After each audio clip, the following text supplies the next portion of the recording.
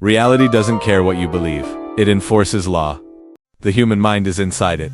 A line and things move effortlessly. Emotion sets the inner climate. Thought shapes the outcome. Structure holds only while truth is honored. Time audits everything. Ignore the signal, pressure accumulates. Growth outruns clarity. Illusion replaces unity.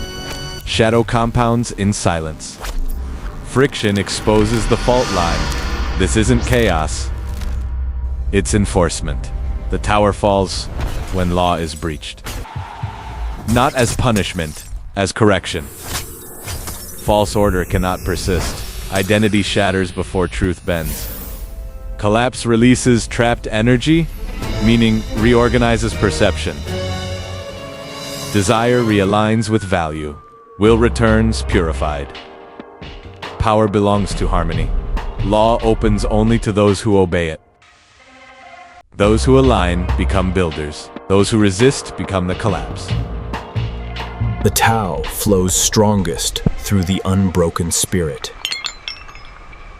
Alignment creates worlds. Resistance turns you into ruin. Order and chaos are not enemies, just masks worn by the same